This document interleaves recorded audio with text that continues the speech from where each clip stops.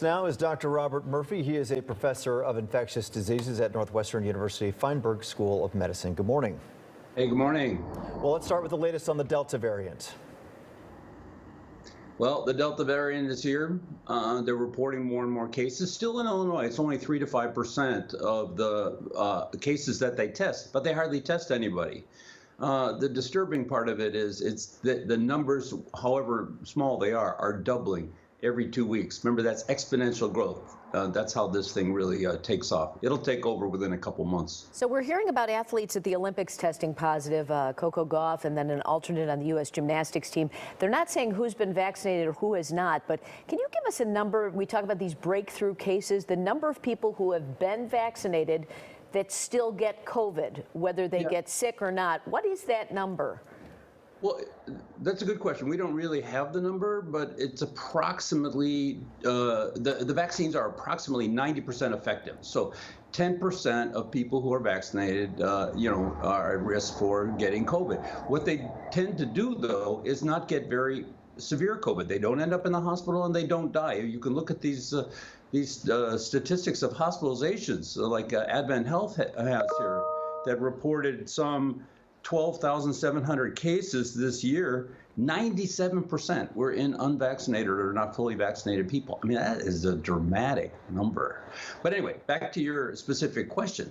We are looking at that very seriously. It looks like the vaccinated people, when they get infected, they have very low levels of virus. How transmissible that is, we don't know yet, but we're doing a study, actually Northwestern, the University of Illinois, Champaign-Urbana, and Johns Hopkins, to actually look at answering that question. All right, time for some viewer questions. This is something actually you mentioned on Friday, and one of our viewers wanted to ask you about it. Dr. Murphy had COVID-19 when, before, after the vaccine. How was it for him? I'm assuming not bad because he didn't miss a day on WGN. Yeah, right. No, I had a very mild case. Apparently, I didn't even know I had it. This was way at the beginning of the epidemic. I was in a study of healthcare workers, and we were being tested with antibody tests. And I didn't even know it because the results came to me in a spam folder, so I didn't get the results for months. But I was positive. But I know where I got it. I got it at the airport in the immigration customs section of JFK Airport when I was returning from Nigeria. They pulled me aside because I changed my flight at the last minute because my British Airways flight was canceled to London, and they put me on a Royal Air Maroc and American Airlines through Casablanca.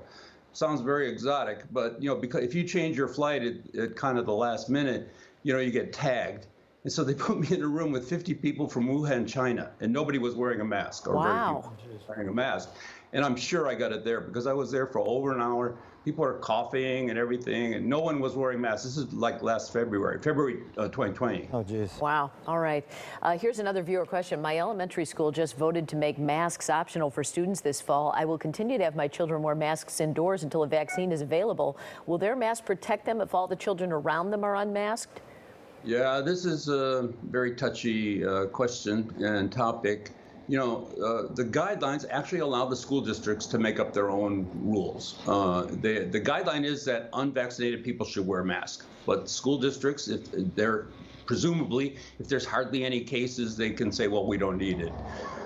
In this case, masks, of course, always do help, but they don't help as much as if everybody was wearing a mask. This is a big controversy, and the experts are debating it. My position is that unvaccinated people should be wearing masks, no matter how old they are.